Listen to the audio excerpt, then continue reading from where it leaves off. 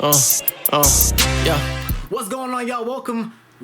I almost said welcome back, but this is the first video under Going for Two. Welcome to Going for Two. In my last video, I told y'all that the Switch podcast is no more, and here comes Going for Two. Now, Going for Two is something that I can talk about, like I said in the last video, all kinds of sports. But right now, we're focusing on football, and that's the big thing right now. So we're going to dive into the College Football Playoff Quarterfinals. Now, of course, I was planning to drop this video tomorrow or late tonight after the UGA game, but due to the tragic events that occurred earlier this morning in New Orleans, the Georgia versus Notre Dame game has been pushed back to tomorrow the 2nd.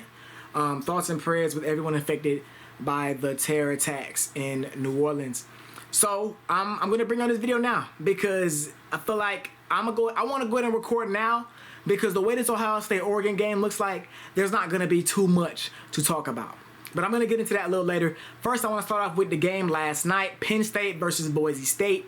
Boise State being the 3 seed after winning the Mountain West Championship, finishing the regular season with a 12-1 record, going not I wouldn't say on a roll, but facing off against the Penn State Nittany Lions.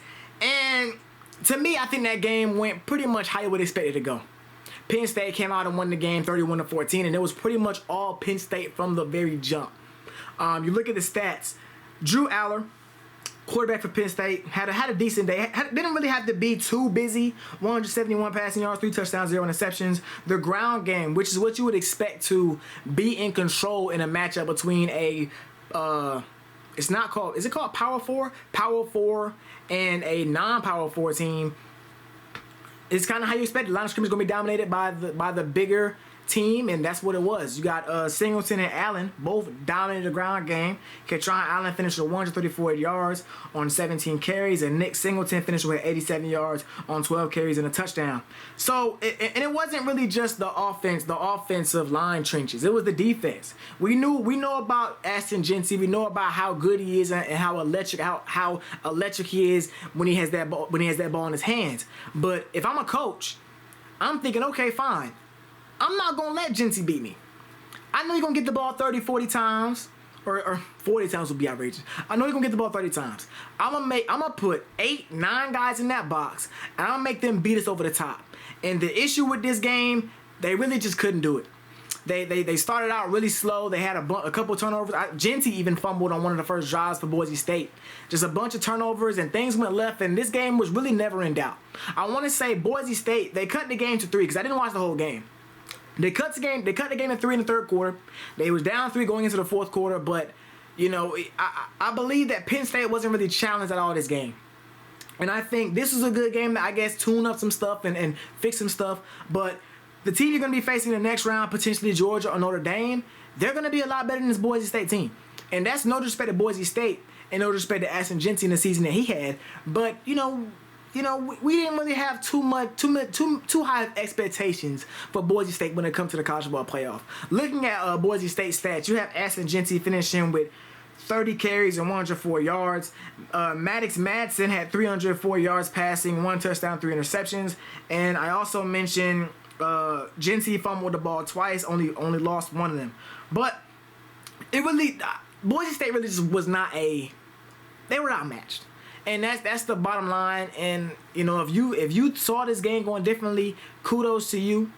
I bet Vegas had a field day with people betting on Jeanty to come away with the upset, but I didn't see it happening. You know, Jeanty's had a magical season. Arguably should have won the Heisman. That is a debate for another day. But just props to their season, props to how they finished out this year. Moving on to the game earlier today, Arizona State versus Texas. This game was insane.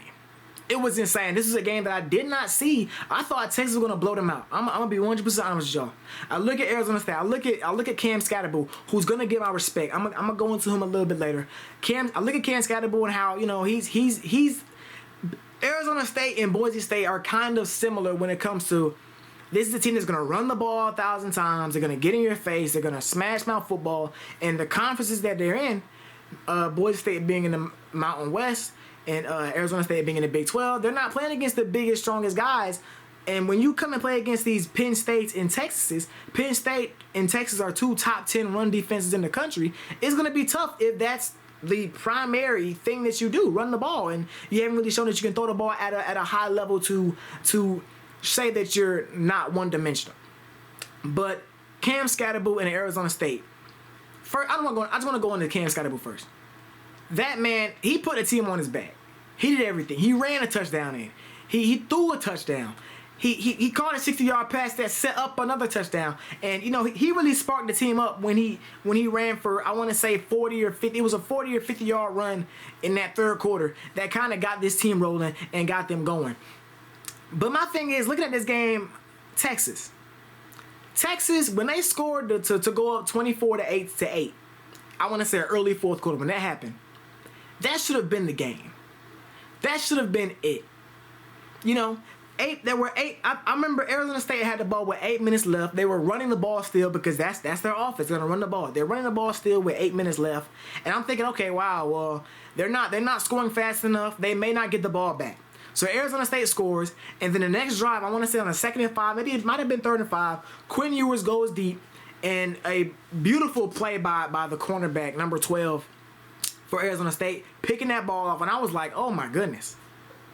Texas looks horrible. You know, we know about Quinn Ewers and his struggles. We know about Quinn Ewers and his oblique and his ankle injury that he's dealt with over the second half of the season. But the ending of closing games Closing games is what makes the difference between winners and losers when you're at this point of the season. And Texas closing the game was horrible tonight. It was horrible. It got to a point where, like I said, they were down 24-8. Arizona State was down 24-8 with about 8-9 minutes left to go in the game. They score, get the pick, score again. They convert both 2-point conversions, so it's 24-24. Texas ends up giving the ball back. To Arizona State. Arizona State gets stopped with 1 minute and 5 seconds left, and you think, okay, Texas, that's pretty much it. You know, that's pretty much the game. No. Texas gets down to, I want to say, they end up setting up for a 30-yard field goal from Burt Auburn, and he missed it as time expired in regulation. Plays like that are what defines and differentiates winners and losers in this sport. Not just college football, in the NFL as well. If you can't close games, if your special teams, if your kicker, I'm not even gonna say special team, if your kicker cannot make these game-winning kicks, it wasn't a 50-yarder. He missed a 48-yarder and the shorter field goal at the end of regulation in the fourth quarter. If he makes those kicks, there is no overtime. And the issue with that is, yes, you go in overtime and win. But I think by the time overtime hit, Arizona State was out of gas. You saw Cam Scatterboo. There were reports that he was not in condition, not in shape because he hasn't played a fourth quarter in over 2 or 3 months. And there were times when he would have to take himself out of the game because he was tired. I believe Arizona State emotionally and physically, they were drained getting back in the game. That's why we saw on a 4th and 13, and you know what? Even with that, I can't even give them that excuse. 4th and 13, you gotta get that stop. They sent the blitz right up the middle, and kudos to Texas O-line. They held the front just long enough for, you know, Quinn Ewers to throw that touchdown and tie the game up. And then it felt like you couldn't even breathe, and Helm was in the end zone to take the lead in overtime. And I think that just showed that they were just out of gas. Arizona State was out of gas. They had nothing left. If they could have won a regulation, or that 4th and 13 really just drained them, took them out of it. Threw a pick on the last drive of the game. That was pretty much it. Let's take a look at these stats though, because I ranted. But let's take a look at these stats. Okay, so I don't want Texas. You got Quinn Ewers, 322 yards, 20 for 30 completion, 2 attempts, 3 touchdowns, 1 interception. Matthew Golden has literally emerged to be a star for this team. 7 catches, 149 yards, and a touchdown. Isaiah Bond had a really quiet day. He had no catches at all. He was actually the target on that interception in the fourth quarter. Moving on to Arizona State, you got Sam Levitt. He had a very busy day. 24 for 46, 222 yards, no touchdowns, interception. As I mentioned earlier, Cam Scatterboo threw a 42-yard touchdown pass. But on the ground, Scatterboo, 30 carries, 143 yards, 2 touchdowns.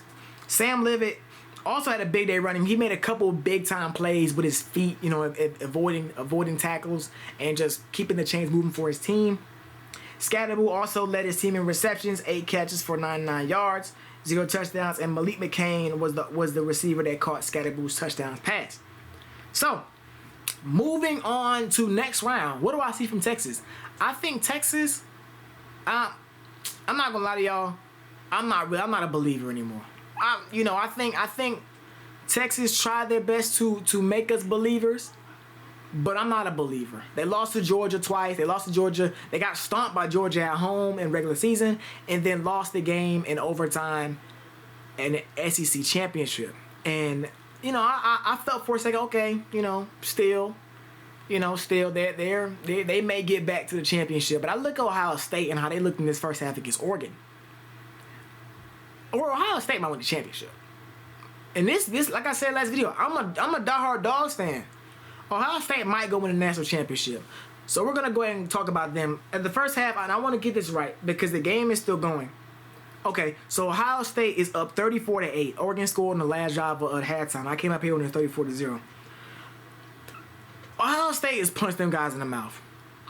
They punched them guys in the mouth early. Jeremiah Smith is he gonna be the best receiver in the country for the next 2 weeks, for the next 2 years. No doubt about it. Coming into the season, I said Jeremiah Smith is by far the best receiving freshman. But now I'm thinking next year, shoot, I ain't gonna lie, I wouldn't be mad if somebody said he was the best this year. I ain't gonna even get mad at that. But you look at the passing attack. The passing attack for Ohio State last week against Tennessee. You saw how Tennessee, who has talent, they have their defense is talented, got lit up by this Ohio State defense. And coming into this game, I wanted to know, can Oregon score with Ohio State? Because they're not going to stop them. Can they score with Ohio State? We saw how they played earlier this season when they met earlier in the regular season. Oregon won 32-31. But if you did not watch that game, you wouldn't know that Ohio State marched down the field their last drive. But the final play of the game, Will Howard got the first down and slid after the time expired, so they could not run on and get a field goal. So I look at that, and I think about that, I think, man, Ohio State's a problem. Ohio State lost earlier, yes, but other than that game and a loss to Michigan, which is bad, this team is they have no blemishes. They have no blemishes.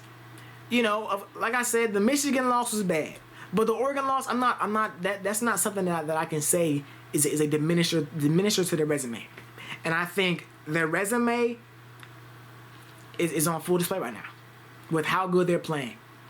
Moving on to Oregon. Oregon, they really just have not gotten too much going on offense from what I've seen. Like I said, I came up here when it's 34-0. It's 34-8 now.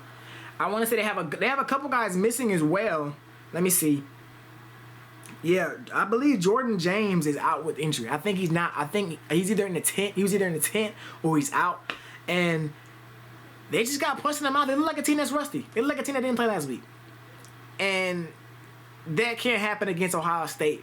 Now, there is a different conversation that we should have about the seedings and the standings, because arguably, if you're the number one team, you shouldn't have to play against Ohio State. Ohio State is not the 8th best team in the country.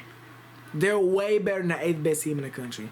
But due to these crazy seedings for the College Football Playoff, Oregon, who's earned the first seed to be the only undefeated team, to have to play against a team this good in the second round is kind of crazy and it's kind of criminal. And I think we're going to see some rule changes and some rule changes when it comes to how the seeding is going to set up next season. But we'll see. You know what I'm saying? We'll see. Let's go ahead and read out some of these stats. I'm not going to put up a graphic. I put up a graphic for the last 2 games because I'm just going to read it off my phone. Ohio State. 2 carries for Travion Henderson. 2 carries, 70 yards and a touchdown. Quinshon Judkins, 9 carries, 43 yards. Will Howard, 269 and 3 tugs in the first half. Jeremiah Smith, 5 catches, 161 yards. Though his first touch was a 77-yard jet sweep. But it's really been just all Ohio State. And y'all will see me again. I'm going to come back on here either tonight or tomorrow if Ohio State blows this game or Oregon comes back. But if not, I ain't going to say too much about it. I'll be back on here tomorrow for a fact with UGA, with the UGA Notre Dame reaction. That game will be at 4 o'clock. Really, really excited. We got some NFL action coming up too. I'm really excited. Going for 2. Like, comment, subscribe, share with y'all folks. We back. Yeah!